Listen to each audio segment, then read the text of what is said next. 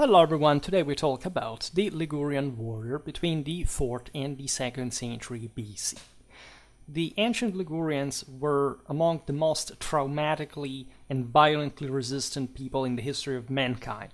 This is a people that the Romans had literally to deport to another place in the Italian peninsula to dilute the opposition to their conquest.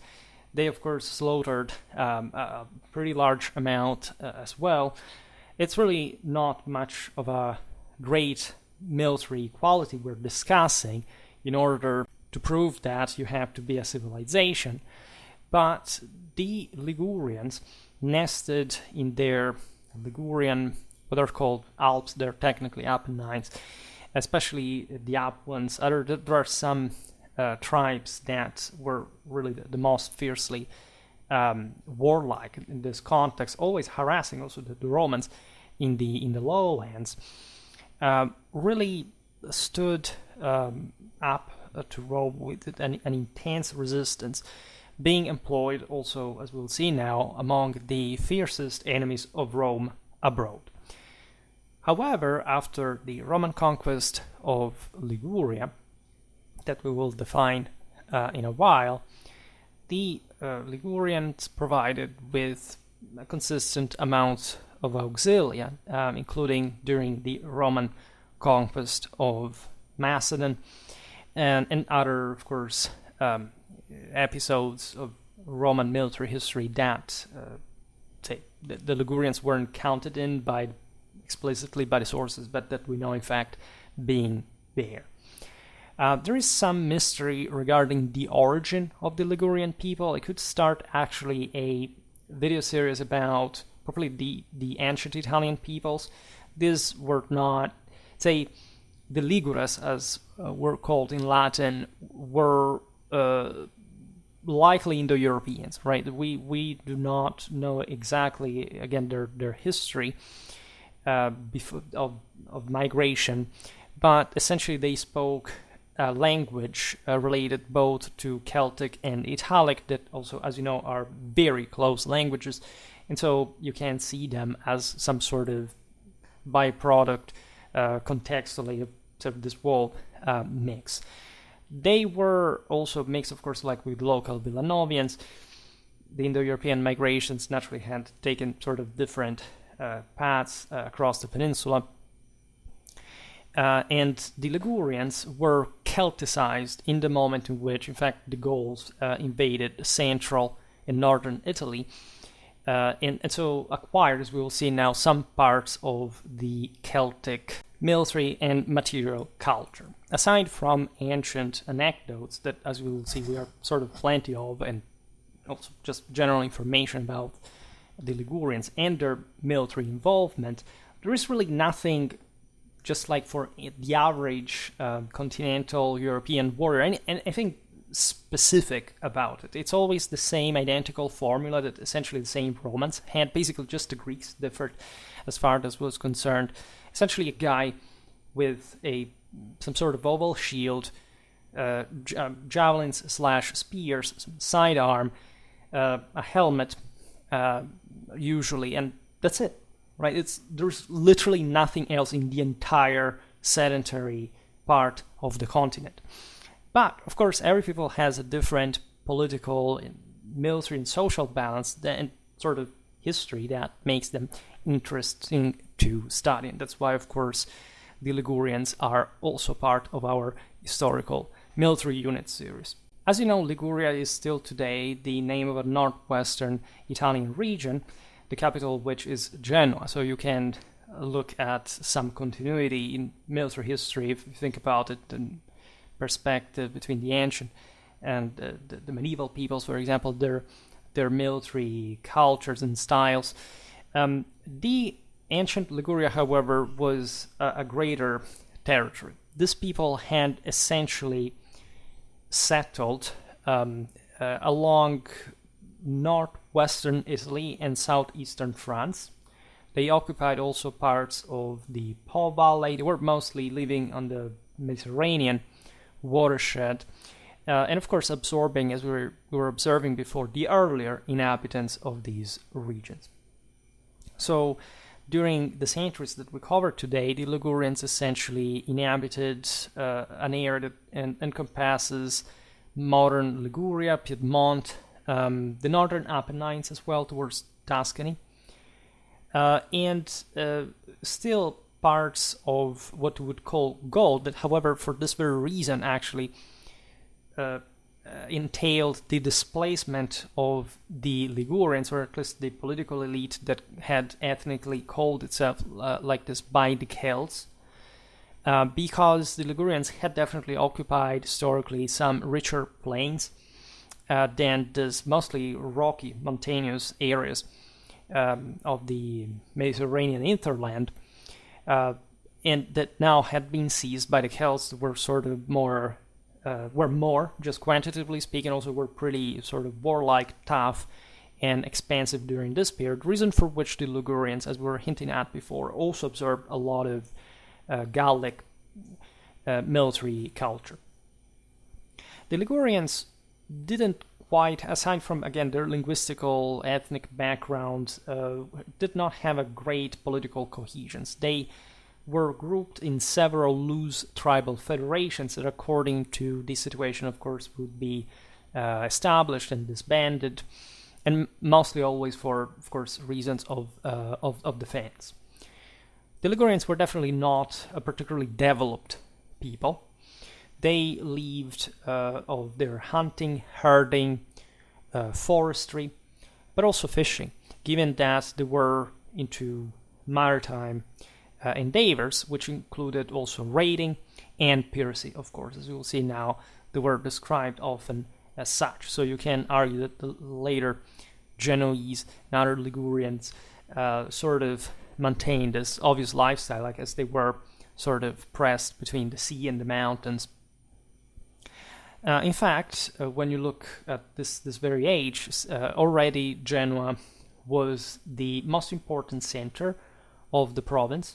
There were these few port towns, well located, in fact, some of the most also strategically important Mediterranean sites. As you know, La Spezia, for example, hosts one of the most important naval bases still today. Around, of course, these portual centers, the Ligurians were sort of more advanced and prosperous, while the hinterland was brutal, savage, and primitive. And this is really obvious, as we were saying before, that's something that you can appreciate, for example, compared to or within the same Celtic world when you look at, for example, what the Celts of the lowlands thought about the Alpine ones in general. This would make, however, these mountaineers some sort of desperados in search for the aforementioned sort of adventure, raiding, mercenary lifestyle. Essentially, I think I will make a video on, especially like the Italic mercenaries abroad, not necessarily the Ligurians, but these, as we've seen, were akin to them. Why? Because, of course, they were poor, they were violent, they were warlike, and as such, they made excellent fighters, which doesn't mean, again, having a particularly developed army or whatever. They're essentially hired in war bands or whichever other associations they would also sort of more civilly interact with these various powers through. And in fact, we have some Ligurian mercenaries fighting for Carthage and Syracuse. With the Carthaginians, definitely was a longer partnership because they paid more and better, and they were for a long time involved, until pretty late, in fact, against the Romans. The Ligurians were not that many in the Carthaginian armies, but were in fact also smaller people than others that you more typically would see within the Punic ranks. Some Ligurians were sent by Carthage to Sicily in 342. As such, they probably fought in the Battle of the Crimisus. We'll have to talk about that. We have a few details, but it was a hell of an engagement. Hannibal would leave 300 of them in the Iberian Peninsula. Many Ligurians would join his brother Asdrubal's attempt to reach Italy, which is sort of ironic because they came from there. But as you know, that's the Alpine path that the Carthaginians used to invade Italy to reinforce their positions there. In fact, we know of Ligurians employed at the Battle of Metaurus in 207. Specifically, they were posted together with the Iberians behind the 10 elephants that Hasdrubal had in that battle.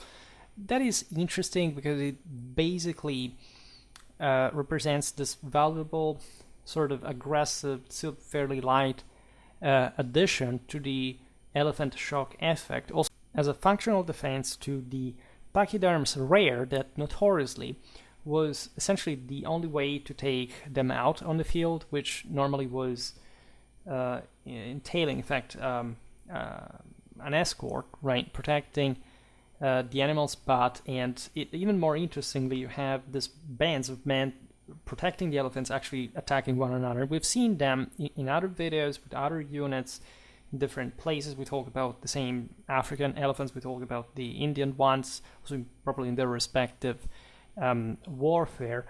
And normally the troops following the elephants were lighter.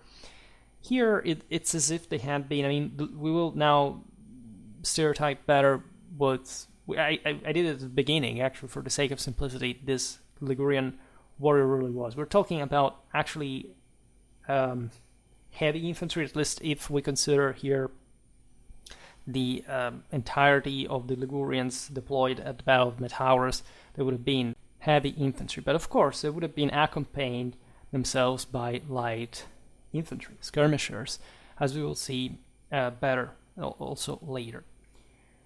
The Ligurians were present also at the Battle of Zama in 202. They didn't end well. In fact, they belonged to the first line, made of Gauls, together with the Ligurians, plus Moorish archers and Balearic slingers. And these were to hold, as you know what Zama's tactics were about, like to contain the Romans as long as possible in this very deep multilinear formation, just to essentially letting the number wearing them out while the cavalry was being chased on purpose, luring the Roman one far away, hoping not to make it in time to save the battle in the end, right?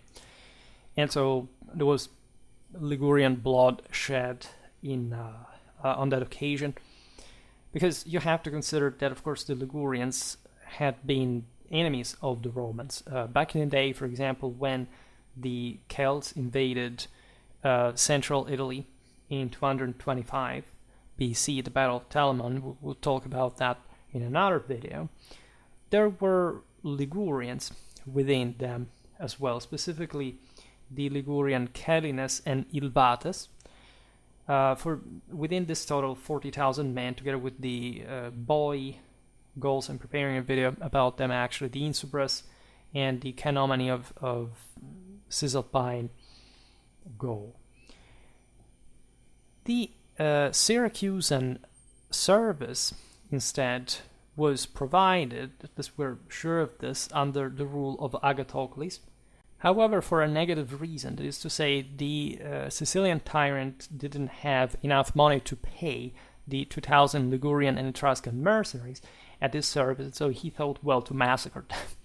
And as you know, there would be issues historically with mercenary rebellions, etc. So, but the important here is to know, of course, that there were Ligurians in Syracusan employ, which would have been really normal considering their Mediterranean presence, the closeness to, after all, to Sicily, like from a longitudinal point of view. In the aftermath of the Second Punic War, the Ligurians cooperated with their Gallic neighbors against Rome. As we've seen, it's not like they liked each other very much in the first place, and they were all fragmented tribes that united only when it was obviously too late, and they couldn't really do much about the Roman expansion in the first place. I cannot stress again how atrocious the Ligurian resistance really was. So the attacks and counterattacks in the war with Rome. In any case, they were finally crushed and largely deported, like the survivors, so to dilute as much as possible any further attempt of resistance. The reason being that actually the Apennine passes that they controlled were and would always remain. So we were talking about this in the history of Florence. It would be actually clearer for Lucca, and I explained it actually in the video about medieval Parma, because that's exactly the passes they controlled in the mountainous hinterland, were for crossing in fact into the Po Valley and in fact connecting it with Etruria. So again, tough people. As you know, there were mountaineers that remained in the Western Alps, essentially autonomous from Rome until the time of Nero, even. Because, of course, nobody really heard about these peoples unless they decided to oppose themselves to Rome, and if anything, that late they would just do it for gaining something out of it and having already been Romanized in the process. In the 2nd century BC, instead, we're witnessing here probably the rough and tough clash against Rome, in the attempt to escape conquest, and so in the most violently direct way possible.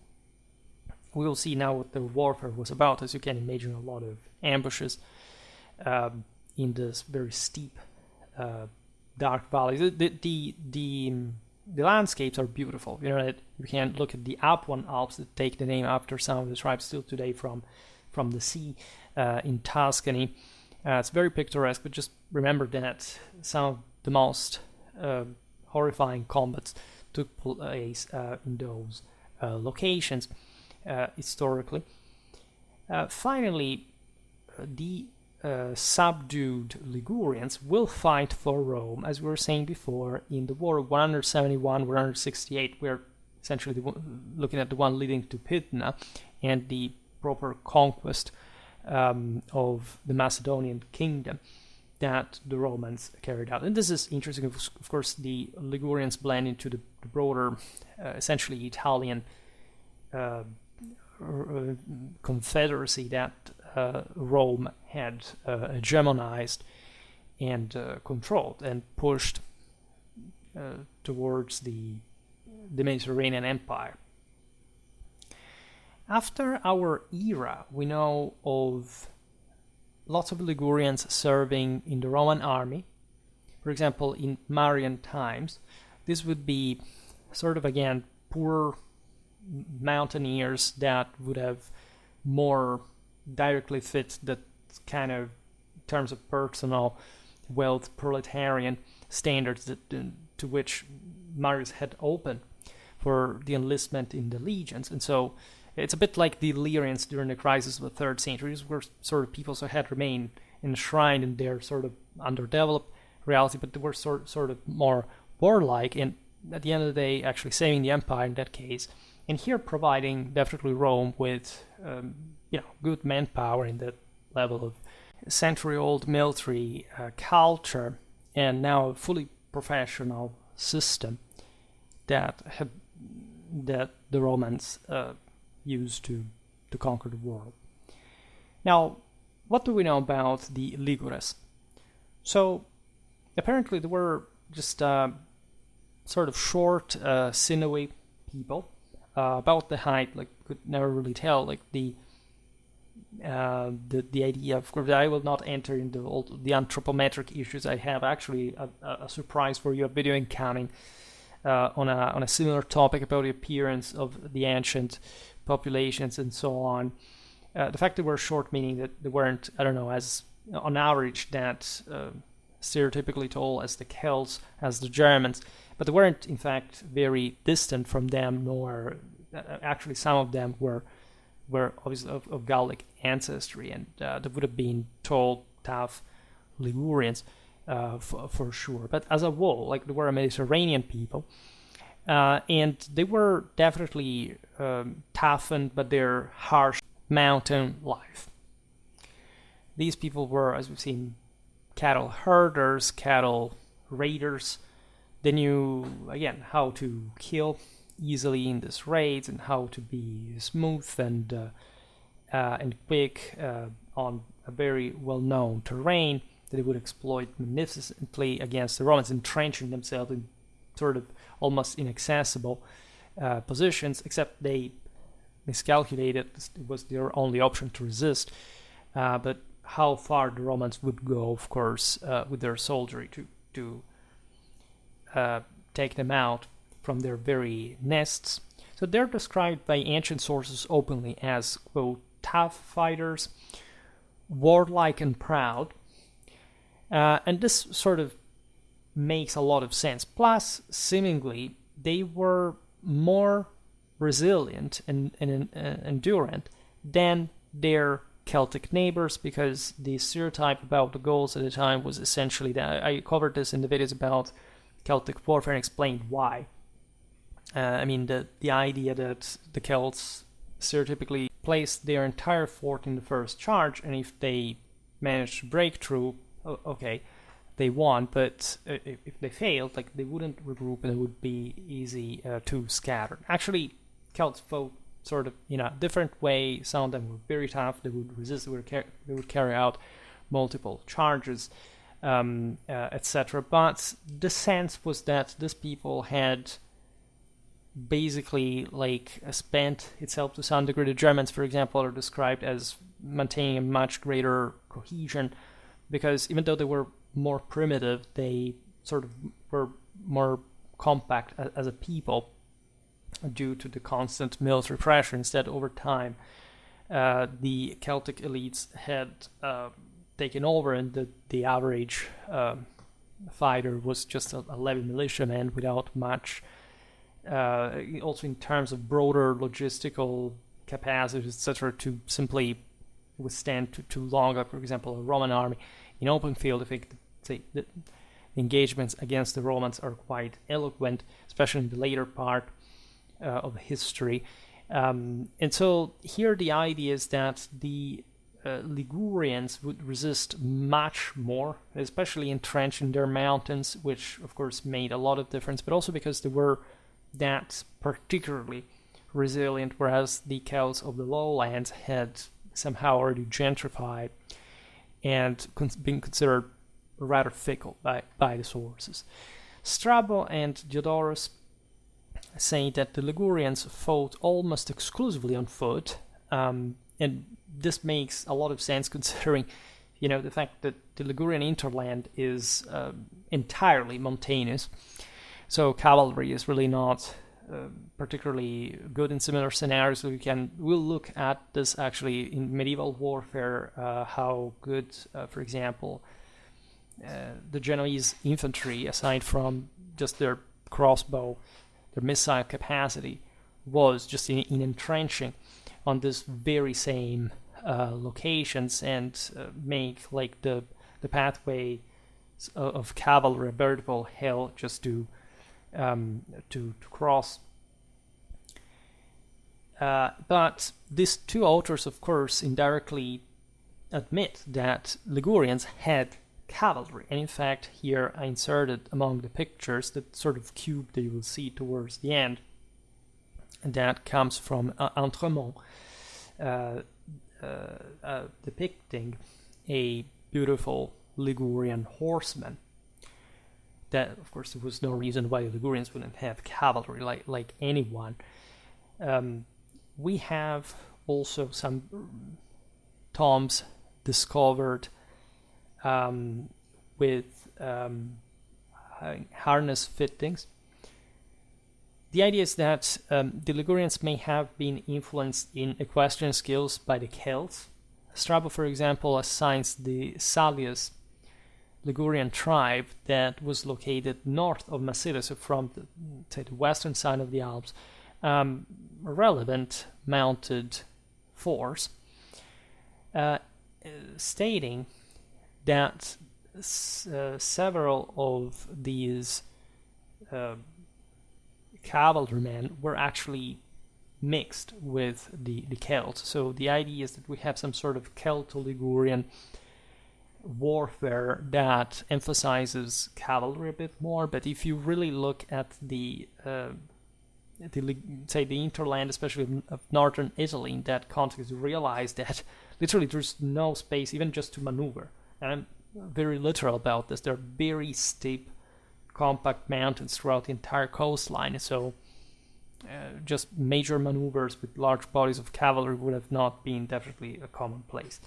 At a smaller level, of course, and surely there is a Celtic influence. The Gauls were really obsessed with horses. They had very good ones, except, as we explained also in some videos about this very topic, it's not like their collective quality was actually high. People confuse this all the time. And the average noob in the art of war thinks that wars are won because individual soldiers are tough, right? Wars are won mostly because there is a collective training. It can be sustained by a state, a civilization, and that's what actually makes the difference.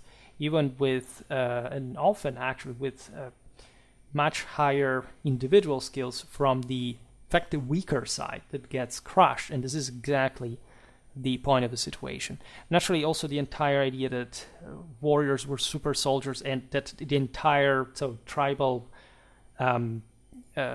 militias were people, I don't know, overloaded in fat and proteins that were like bodybuilders. No, it's a complete myth, right? That only a very narrow elite had the wealth, the capacity just to be armed and trained in a certain way. The wide majority of these peoples were just, we know pretty well what they look like in pre-industrial societies.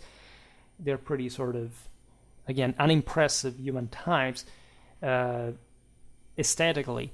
But this doesn't mean that they aren't actually very tough, resistant, even in that, from a physical point of view, compared to us in that, however meager military capacity, when you realize they're just, in fact, militias.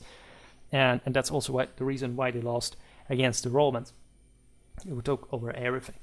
But again, there are literal adults who still think that for some reason it must be the other way around. This is the same level of, living in a fourth estate or superstition, right? It's just pure denial of the reality of the entire macroscopic evidence that we derive, without exception, throughout all military history. But again, people often approach, historical content just because they think that they can sort of fantasize, which is a very traditional, very sort of feministic, low testosterone emotional vibe, into something else that in fact is not you cannot even afford to be. Because of course even the average Ligurian was normally a much tougher person that you can't even think, you can even dream to be, in fact just dream to be, and the sense is that reality is not an option. Right? If you want to confront yourself with history, there is a pathway that a lifetime of studying and working, good luck with that, then you can maybe start pronouncing something against, just to be debunked anyway. So the Ligurian infantrymen, as we've seen, were considered like good, both at close combat and skirmishing. And this would have been, of course, like the obvious type of specialties that completed the entire pack. Yes, there were some sort of, again, intended skirmishers, missilemen. Here we don't get the impression that there were particularly skilled archers or slingers, but there would have been. It's a bit like the idea of how the Genoese became famous for the crossbow later, but it's actually different, right? Of course, a mountaineer people, like in this case, in ancient history, would have been quite advantaged just by gravity, considering all the height differences involved on this incredibly tough terrain. But this doesn't mean that they would specialize particularly into that, right? They were considered good, again, heavy and light infantry in general, because they were, again, tough people, and that's pretty much it. Primitive, brutal, willing to fight, with, again, lower living standards than the average of those who could pay them to fight in their stand. Basically, that's the point. And of course, as a broader military culture, they weren't particularly advanced. What we said for cavalry development is largely true also for infantry development. Like, they would fight mostly on foot, but it's not like they had particularly regimented or highly trained infantry. Like, they were just very good again at exploiting terrain. They preferred raids and skirmishes because, of course, in the open ground they would have had way more problems to confront more advanced enemies, such as not just the Romans but even the Celts. And as such, they admitted their own strategic inferiority. Also, they didn't have a particularly high discipline accordingly. Like, sometimes they lost control and scattered in search of plunder. It's really typical. This recalls very much the Celtic fringe during the Middle Ages that we've seen for the Welsh, for the Irish. Of course, this thing repeats as a pattern itself throughout history. The important aspect of this, however, is that they seemingly had enough wealth per capita to fight doggedly hand to hand when necessary. As we will see now, there are some indicators that they didn't have too much metal around. Of course, their aristocracies did have fine panoplies, etc., but in general, they were not a particularly heavily armored people. We know that before the Battle of Pydna, the climax final showdown of the Third Macedonian War, the Romans employed some Ligurian auxilia together with their own Roman velites for what? Well, for chasing off Macedonian skirmishers. So obviously in this case, at least the Ligurians that were brigaded together with the other skirmishers were skirmishers themselves. I mean, this is important to stress, like, every people had, again, heavy infantry, light infantry. There's not such a thing like, and the latter was the minority. We do not have, just the Iberian Peninsula is slightly different in this, a bit like some part of the northeastern Balkans are a bit different, but for the rest, in Italy, like in the rest of continental Europe, in the sanitary part, the exceptions we pointed out before are prevalently heavy infantry. Like the Ligurians, as we've seen, are poor people fundamentally, but it's not like they're radically underdeveloped. They have access to the sea, they have wealth moving across their territory, they control important mountain passes, as we've seen. They're close to the Etruscan civilization, to the Hellenic polis. More of that later, because there is an interesting detail about exactly that connection with the Hellenic material culture for their shields. At this point, they fight within the Roman army, so of course the type of auxiliaries that they produce are by majority heavies. This was, again, normal, plus this skirmishers that would have been, of course, brigaded together with the velites, also because these troops were, as you know, employed in open, loose formation, so it's not like they had to be ordered in specific. They would maintain some, yes, unit cohesion, but that, of course, like the Ligurians would have been separated from the Romans as velites, but they were brigaded. They brigaded the heavy infantry together, the light together, the cavalry together as well. So as far as we know, they could have actually in their contingent they had all of these specialties, even if they're not documented. So looking at the appearance of this Ligurian warrior, on average, our sources describe them with fairly dark and short hair, also short beards. Their clothing was quite modest and mostly woolen, because of also the most common type of textile material that they could get. Strabo talks about woolen tunics and cloaks being especially typical of the Ligurians that would export their wool abroad, typically. This tunic seems to have been, at least for the fighters, pretty comfortable, like highlighting movement. In fact, the tunic was round-necked, long-sleeved, and slit at the sides, so conferring an important cover also because up in the mountains it's not warm at all, but as you see here, providing with enough movement that jumping over all those rocks would have been important. Normally tunics are slit at the sides for cavalry warfare, which surely for some of the, especially for the aristocracy, would have been a thing. It would have helped them on horseback movements. Legs were bare, right? We can like some were properly barefooted as well. Others, however, had Gallic-style leather shoes, like the guy you can see here. Some had perhaps even trousers. At some point, we know of furs being exported, so again, they would be a mix of, like I will not digress now on how much you need to be covered or uncovered during which kind of operation.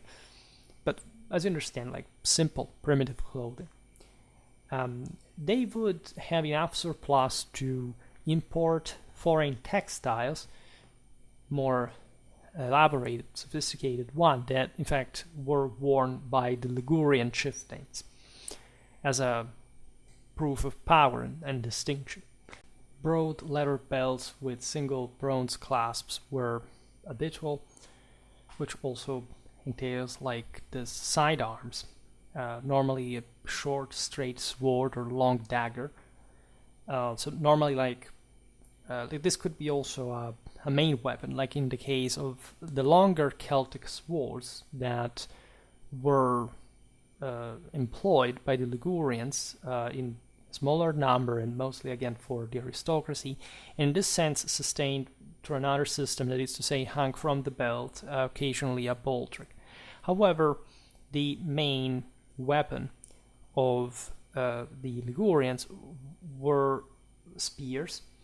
We actually do not have them overwhelmingly documented, but that's sort of the basic kind of weapon you can find on average among practically any people, again in the sanitary context at this time. And of course there was a capacity to discard this or that weapon, again depending on the lightness also this gear. Again, the Ligurians were not excessively affluent, so they would have some sort of modest armament.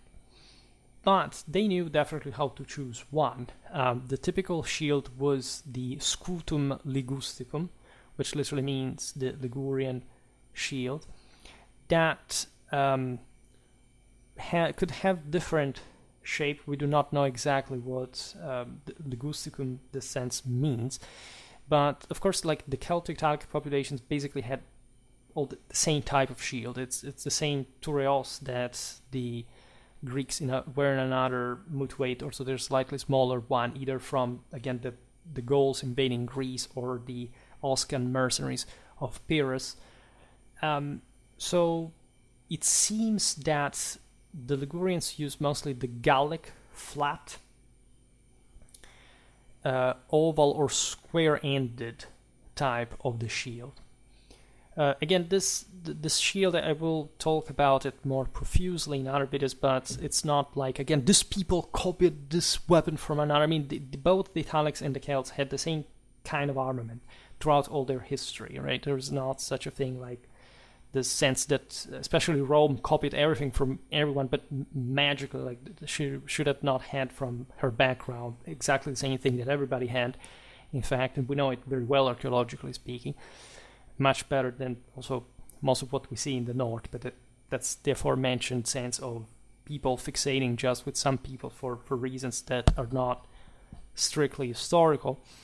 The fact that, by the way, this shield was flat is very telling, because the flatter the shield, sort of the least professional the actual combat is, because you will tend just to fight in formation, maintaining that as a fighting formation is absolutely normal. Again, the quality of that, the collective training, so what you can do in that formation is another thing. But it's like, the flat shield allows you to overlap the sides and so maintain this front.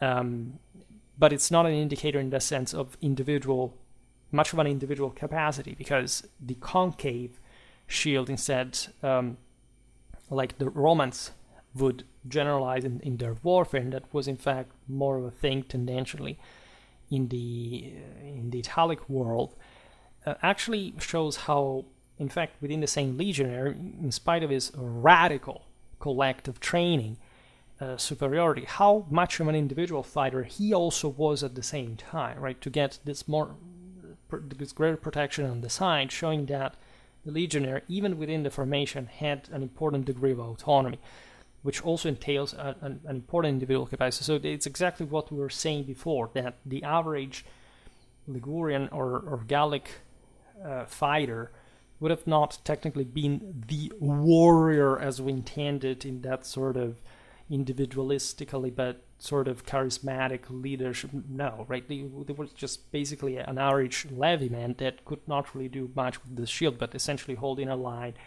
in a formation. Of course, they did. Like the myth of the barbarians that would not deploy orderly, they were all fighting in open formation. It's a real myth, right? And it doesn't find, again, some of these lines, surely also the Ligurian ones in some cases were incredibly tough, especially think about mercenaries, the true professionals of warfare, the war banders, etc. But I mean, just like the average person in what were de facto militarized societies, at least in the sense that the average person would have handled these weapons habitually in their lifetime, is another thing. It's something less qualitative, and from the actual size, the actual shape of the shields, you can find that out. And of course, like the typical oval or even square-ended, but still sort of again oval-shaped type of shield, as you can see here, was fitting, like for covering the torso fundamentally, and the oval, let's say this, depending on the size, and this kind of squared ends depend on how light or heavy actually of a warrior you would be. The bigger the shield, the bigger the guy, yes, usually, but also like otherwise the type of fighter in a strictly combat capacity. Like the heavier, the more melee based, and the lighter, as we've seen for these guys who hit and run from the mountains, is better, right? I think just the physical effort of fighting at those altitudes on those rocks, like in passing from valley to valley, like it really entails a very intense physicality. And these people were habituated to live like that as mountaineers. The most frequently present weapon in relative terms to numbers was the javelin. Not because it was the primary weapon, but because it would be brought in normally a bundle to harass the enemy. Adequate ammo. The Ligurian javelin would be something like 120 centimeters long. The head of this javelin was made of iron and often three-edged. Even though there were naturally heavier javelin types, like depending on here again, this individual factors do not tell you whether it was like a lighter or a heavier one. It depends how it was really built. So the three-edged is not quite the four-edged sort of pyramidal section that is the best one to penetrate armor, right? So this tells you that it was slightly less armoredness than in other places. However, some of these javelins were really like imposant, and again thrown from certain altitudes, like would have been a real challenge even for the Roman scuta.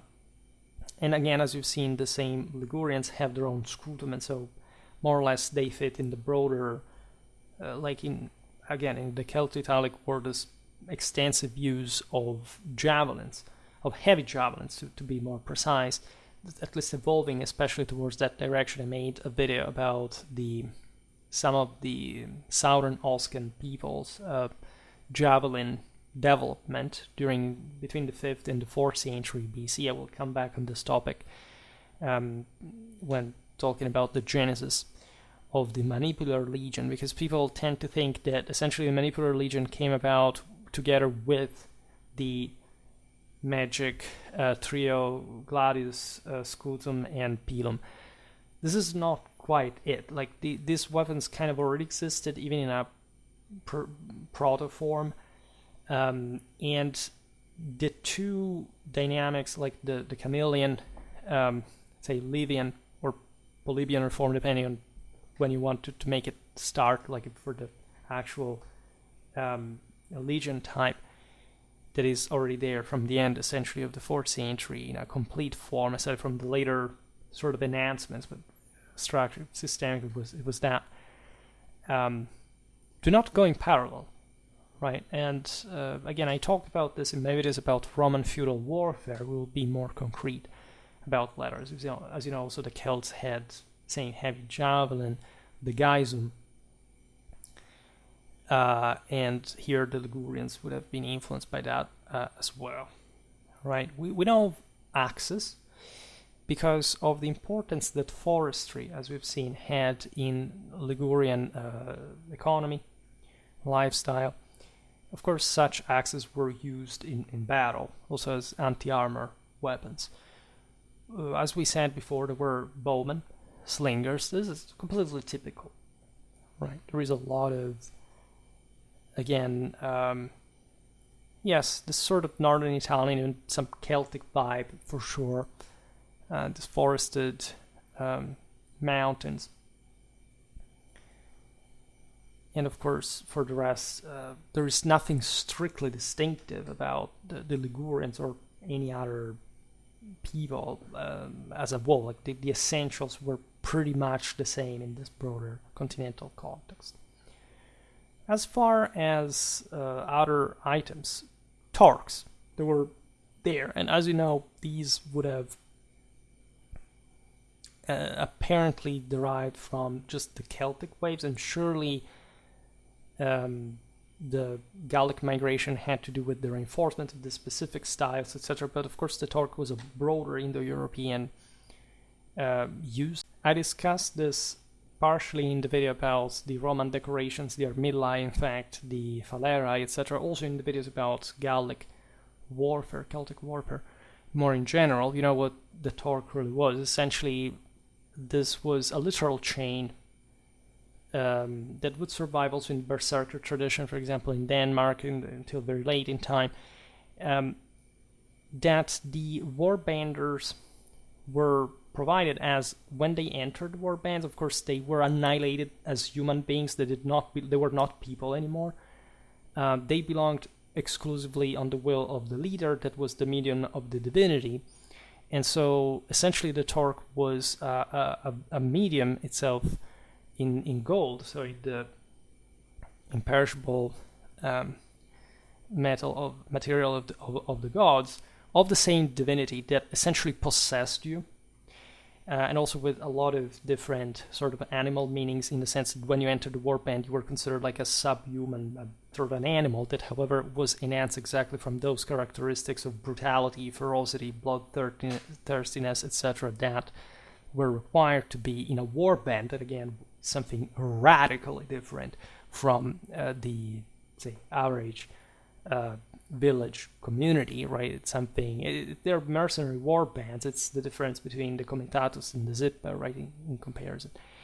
And the idea is that the Romans would have been, do not display as many as, say, as visibly at least, the torques and their equivalent as other type of jewelry as the Celts that are depicted often by other peoples as well as such. And the idea being that the Romans, in this sense, would have simply acquired later on also in their own decorations, the torques and other jewelry, the Manlius Torquatus, like the fact that, of course, the Romans were very much into this sort of individual kind of fighting, especially in the feudal era, against these giants that they characterize as such for many reasons.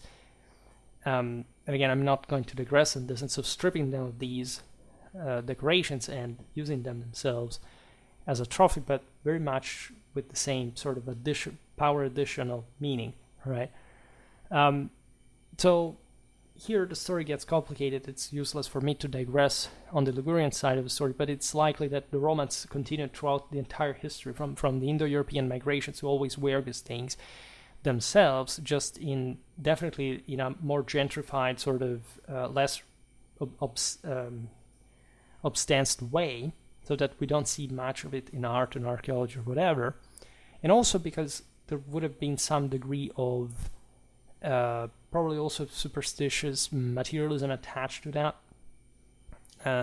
This is to be debated, but that actually Celtic culture is much darker in many ways, and I will not even explain this why that is the case in their mythology, and there are lots of problems like in their construction also probably of Celtic beliefs for what we intend the actual Celtic world to have been like, if we can so define it aside from the classical ethnographic separation. These were all the same peoples actually coming in different waves and sort of reblending in these traditions. We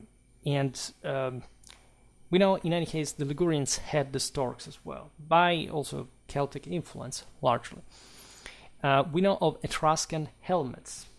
We know from Silus Italicus that the Ligurians wore bristling conical helmets, conis horridis.